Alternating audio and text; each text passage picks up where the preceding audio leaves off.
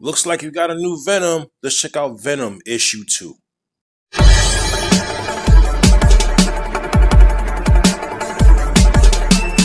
What's going on, guys? What is going on? I had to get this Venom issue 2 because originally the first issue was written by Al Ewing, so I thought the whole series was going to be written by Al Ewing, but we have another writer on issue 2, Ram V. So I like, screw it. I'm gonna read this comic anyway.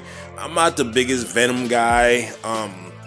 More of a Spider-Man dude, but you know what I'm saying, I want to check it out because nothing else kind of piqued my interest this week.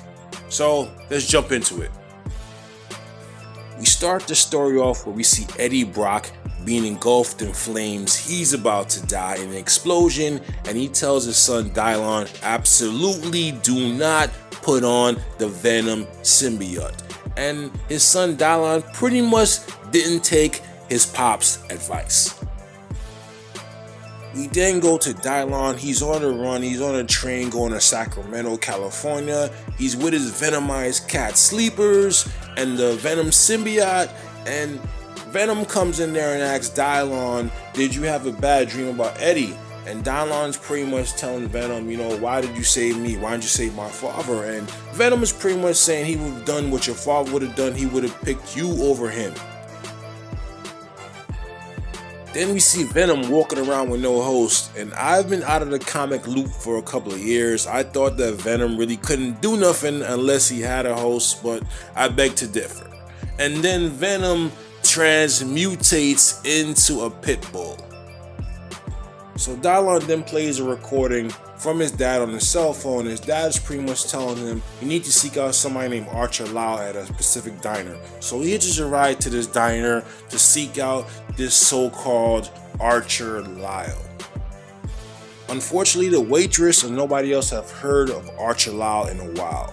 Senator Kane comes on the TV making a speech talking about the symbiote threat is getting out of hand and he's gonna stop it to all his power. And Sleeper is telling Dalton, we need to get the fuck out of here. And pretty much throw away your cell phone because you don't know who the fuck is trailing us right now. Then we go to a guy named Drake Carlton, and this guy has a hard-on for the symbiotes. This guy is very intrigued by them. He's also been supplying local law enforcement with anti-symbiote weaponry. Senator Kane then tells Drake, listen bruh, once I get my congressional seat, you and your Life Foundation will be at the center of defining symbiote policies, and whatever you find, I'm gonna have full access to it. Then he asks Drake, how is your progression in finding these symbiotes or whatever? And pretty much Drake tells him that the Venom symbiote has bonded to a kid or whatever, so this kid is unexperienced, he's light work, he won't be hard to take out. We see Dalton walking down the street by himself, and we see local law enforcement or military scouting this dude out. These guys have their anti-venom weaponry ready to go. These guys are ready to take on Venom. Sleeper then smells somebody following Dalton. Venom tells Dalton to walk down the alleyway. The military guys throw some tear gas down that alleyway. Dalton is engulfed in tear gas.